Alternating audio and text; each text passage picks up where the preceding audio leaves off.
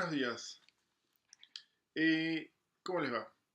La clase de hoy va a estar orientada a hacer una descripción de cómo son los sistemas financieros en la región, en América Latina, América Central, y dar algunas vinculaciones con cómo puede ahorrar la gente, punto número uno. B, cuánto crédito hay disponible y C, qué tan bueno es. Y D, qué otras alternativas de financiamiento hay. Vamos a terminar la clase de hoy viendo un aspecto que es cada vez más relevante en la región, que es el endeudamiento de los hogares. Pero arranquemos primero. También preparé unas filminas, así que las voy a ir explicando a medida que vayamos transcurriendo esta clase. El sistema financiero de América Latina tiene algunas características básicas. El principal es que es pequeño, en términos generales, salvo capaz el caso de Chile. Tiene un bajo nivel de crédito sobre PIB y tiene bajo nivel de depósito. ¿Pequeño en relación a qué? Preguntarán ustedes. Y es no solo en relación a países desarrollados, sino también a otros países emergentes, notablemente los países asiáticos, por ejemplo. Una medida típica es de desarrollo financiero, de tamaño del sistema financiero, es cuánto crédito se da en relación al PIB, y en esa medida estamos muy por debajo de otros países emergentes. La segunda característica es que son lo que se llama mercados segmentados, o sea, atienden a cierto segmento, valga la redundancia, a cierta población y no a otra, o con características muy distintas. Esto se traduce, por ejemplo, en, primer punto, baja inclusividad y baja bancarización de la población. No todos tienen acceso a servicios financieros, a cuentas bancarias, tarjetas. Las tasas de bancarización, de cuánta gente tiene cuenta, son menores a la de otros países emergentes. El segundo punto, y muy relacionado a ello, es que los que sí tienen, o sea, son de medianos y altos ingresos, o sea, los sistemas financieros están orientados a población de medianos y altos ingresos. En el plano empresario, el sistema financiero está orientado a grandes empresas. Las empresas pequeñas tienen muchas dificultades para acceder a los sistemas financieros y en general los hacen en peores condiciones. Lo que se llama spreads, que es la diferencia entre la tasa que uno paga, por ejemplo, por depósitos y la que se paga por eh, préstamos, es muy alta en la región. Los motivos de estos son diversos. Uno puede ser la informalidad, se requiere en general estar más o menos al día con impuestos para que sean créditos formales. Los costos, a los bancos les cuesta más manejar cuentas más chicas, tienen a tener unas relaciones más largas y más profundas con clientes más grandes. También cierto desconocimiento de la población, la educación financiera, por así llamarlo, es baja. El sistema financiero en la región, a su vez, tiene, en cuanto a los actores, generalmente está dominado por bancos. El crédito bancario y los depósitos bancarios son los principales canales de financiamiento y de uso del ahorro. Por debajo vienen los mercados bursátiles, mercados de acciones, que son pequeños, con poca liquidez y limitados a grandes empresas. Por un lado, las empresas chicas les cuesta mucho conseguir, tienen muchas dificultades para financiarse en la bolsa. Un desarrollo importante de los últimos años también es que mismo empresas grandes que cotizaban en bolsas de nuestros países pasaron a cotizar, a buscar financiamiento en las bolsas internacionales, en Nueva York, etc. Por lo tanto, el propio mercado bursátil ha ido disminuyendo en general en importancia. Finalmente, los mercados de deuda, bonos, privados son muy escasos y hay alta predominancia de los instrumentos de bonos públicos. O sea, hay pocos instrumentos de ahorro. Quiero enfatizar esto, no es que haya poco ahorro, eso se puede ir viendo de acuerdo al país, vamos a ver más adelante un punto específico con respecto a eso, sino que lo que hay es pocos instrumentos de ahorro, donde canalizar el ahorro que hace la población. Algo que en lo que se suele confiar para canalizar, para financiar la inversión, son justamente los inversores institucionales, fondos de cobertura, fondos de inversión, fondos de pensiones, que salvo en el caso de Chile, en general no están muy desarrollados en la región y además tienden a invertir en instrumentos de deuda pública, porque, como dije, no, el sector privado no ofrece instrumentos de ahorro muy asequibles y muy disponibles para los inversores. Del lado de eso en cuanto al ahorro, a su vez esto se traduce en que el crédito para la inversión es escaso, está principalmente orientado a crédito de corto plazo. En este contexto toman gran importancia los bancos de desarrollo, tanto nacionales como regionales como internacionales, el Banco Mundial, el Banco Interamericano de Desarrollo, la Corporación Andina de Fomento y los distintos bancos nacionales de desarrollo. Por otro lado, cuando estos bancos de desarrollo se ven afectados por distintas circunstancias adversas, la economía lo siente mucho. En ese sentido, la experiencia del Banco de Desarrollo Brasileño, el BANDES, es muy ilustrativa. Hace un par de años nomás daban más crédito que el Banco Mundial, el FMI y cualquier otro, y la suma de todos los organismos internacionales a la región. Pero a la luz de los últimos escándalos que hubo, su rol ha disminuido notoriamente y la economía brasilera y la inversión de las empresas brasileras ha notado este impacto. En la filmina 5 muestro que si bien ha crecido mucho, significativamente, tampoco es que los flujos de financiamiento se hayan traducido en transformaciones.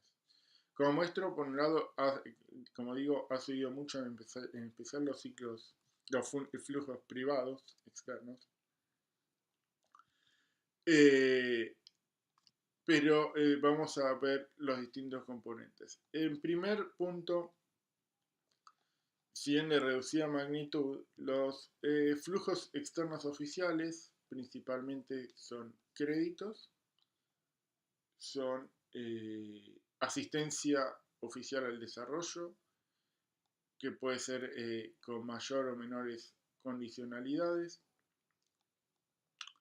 Si bien son de monto que para ciertos países es significativo, principalmente en América Central, y un muy buen factor de estos es que son mayormente contracíclicos, pero hay toda una literatura que discute, que escapa a esta clase, el impacto positivo que pueda llegar a tener, porque en muchos casos esa ayuda es, por ejemplo, menores tasas de interés, o ciertas menores condiciones, o menor tasa de interés, pero el país receptor tiene que aportar más plata. Entonces, es discutible y dudoso cuál es el aporte real y verídico de la asistencia oficial al desarrollo. Recomiendo en ese sentido leer el reporte sobre comercio y desarrollo, de Trade and Development Report del 2015, en el que hay un capítulo específico dedicado al tema. Los flujos externos privados, en cambio, son procíclicos, a diferencia de los flujos externos oficiales. En cuanto a su composición, también va variando de acuerdo a la región. Está claro que en América Central los datos muestran el importante peso de las remesas, mientras que allí junto con la asistencia oficial al desarrollo, mientras que en América del Sur los flujos que tienen más peso son los de flujo de inversión extranjera directa, las inversiones de cartera o portafolio. En cuanto a este último punto, los que más han recurrido en los últimos años en América del Sur al financiamiento externo han sido las empresas vía emisiones de bonos que se califican como inversión de cartera. Finalmente, para ir cerrando el último punto de esta clase, se refiere al desarrollo que ocurrió en los últimos años, que es el aumento del endeudamiento de los hogares. Si ustedes ven la filmina 7, el endeudamiento, el cociente entre deuda de hogares y PIB en América Latina, 100 por debajo de otras regiones, ha alcanzado, casi superado los niveles de Asia y los países africanos, una clara tendencia alcista en los últimos años, 3-4 años. Esto ya se venía observando, de hecho, en América Central. Es un fenómeno más reciente en América del Sur. ¿Por qué enfatizo este aspecto? Porque, por ejemplo, el trabajo de Esteban Pérez Caldentey y Matías Bernengo enfatizan la importancia del endeudamiento de los hogares como un factor relevante en el impacto de la crisis del 2008. Para ello presenté muestro dos tablas que están en ese trabajo, que en cuanto a, si bien son identidades, reflejan identidades, son muy importantes, básicas, elementales e indispensables para el análisis macroeconómico. Veamos, están en las filminas 9 y 10, se las voy a explicar. Ustedes saben que uno puede descomponer el PIB, que es inversión más consumo más gasto público, más exportaciones menos importaciones. Si uno agrega de los dos lados impuestos, uno puede llegar a una identidad que muestra que el ahorro privado más el ahorro público tiene que ser igual al ahorro externo. Bueno, eso es justamente lo que muestran las dos figuras que están en las filminas 9 y 10. En el eje horizontal tenemos el ahorro externo y en el eje vertical tenemos el ahorro público. En base a eso podemos deducir cuál es el ahorro privado. Se deduce porque se tiene que cumplir la identidad. Entonces, en ese sentido, el ahorro privado en estos gráficos es una línea en diagonal en 45 grados. En ese 45 grados, el ahorro externo es exactamente igual al ahorro público. Por lo tanto, el sector privado no está desahorrando ni ahorrando. Por encima de esa línea, el ahorro público es mayor al ahorro externo. Por lo tanto, alguien tiene que estar endeudándose. Por ende, arriba de la diagonal hay un endeudamiento del sector privado y por debajo hay un ahorro o caída del endeudamiento privado. Si vemos previo a la crisis, la enorme mayoría de los países de América, casi todos los países de América Central, estaban en un contexto en el que el sector público estaba en estaba desahorrando, El sector externo estaba desahorrando, o sea, nos estaban prestando del resto del mundo, y nos estaban prestando más de lo que ahorraba el sector, de lo que se endeudaba, perdón, el sector público. Por lo tanto, alguien más tenía que estar tomando esa deuda.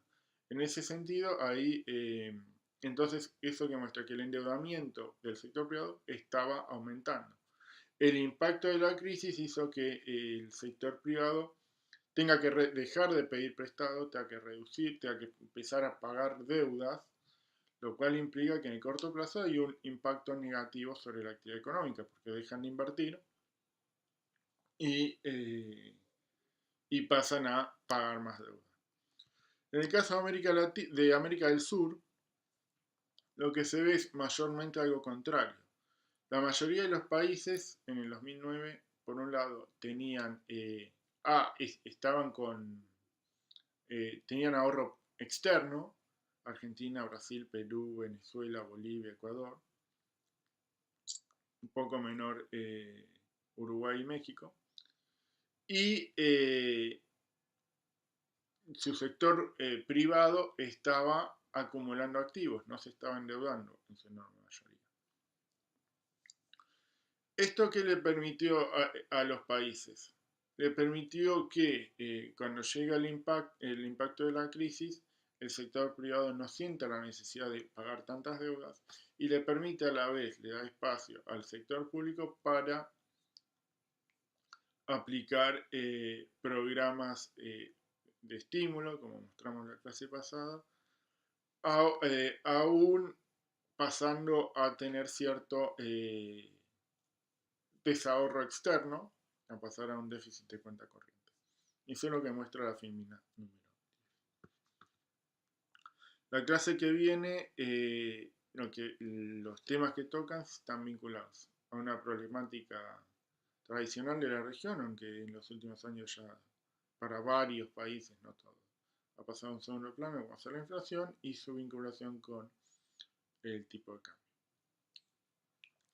Lo que le dejo de consigna para que vayamos discutiendo durante la semana es justamente algo que en la literatura que les presenté se da por sentado, pero que tal vez no sea